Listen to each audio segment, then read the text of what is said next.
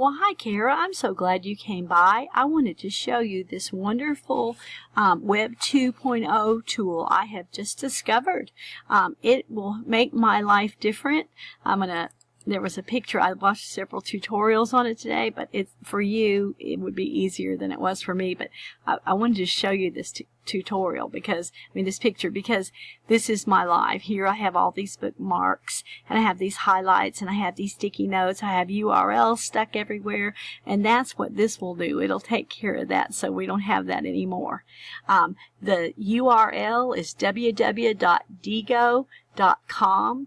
If you go to that, you simply sign up for a free account. You get a username and a password, and then, I have bookmarked it here, so I can always go, but when I go to it, it comes up with my user captcha 138, and so you're all ready to go. It's wonderful.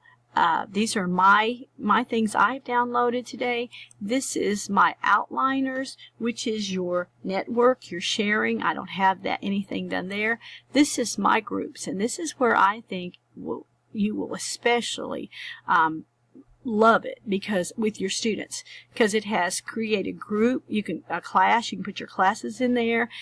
This part, create a group knowledge repository. This is where you can put in how they're supposed to do their note cards. So when they lose that piece of paper 3 times and don't know how to do their note cards, you can just say, go to Diigo, go to our class, and you can find it.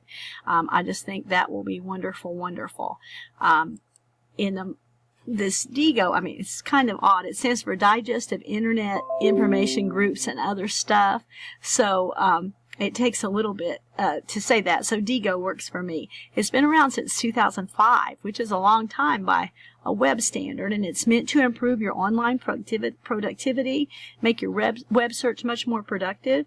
You can search and access your data from anywhere. So your students can go back on at home and bring down any images they've saved. They can go into the saved repository of knowledge from the class, find out anything you put down there for notes. There's just so much they can do. It's returning to just my original page. It takes just a minute to do that, but other than that, I just think it's wonderful. I'm going to go to bookmarks.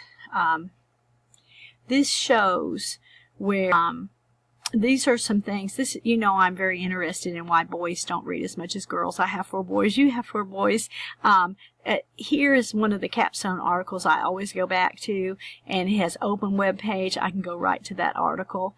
I did go to that article, and I found these quotes that I thought were really good, and I thought I could use possibly in a paper, and this is exactly what your students can do. And then if they go, okay, I remember what that was, but I don't quite know what it was, all they have to do is go to highlight, and it will take us to, it's coming up with a PDF of that article, so that you can see, they can see the whole thing, and they can see what they were thinking would be important. It'll take just a second for that to come up, but here it is, and it shows, this is where I highlighted, large numbers of boys aren't reading, and this fact is contributing to a daunting achievement gap between boys and girls. Now, all you do on this page is you click and you go to Diigo, and it says save bookmark, annotate article. That's what I pressed. Annotate PDF, annotate screenshot. That's how I got a picture of the little frustrated looking boy at the top. So it's just got lots of really wonderful, wonderful things for students. It just saves time. It makes it so much easier for them to do their work. Let me see, let's go back to the main page so I can show you about the images, which are wonderful too. These are images that I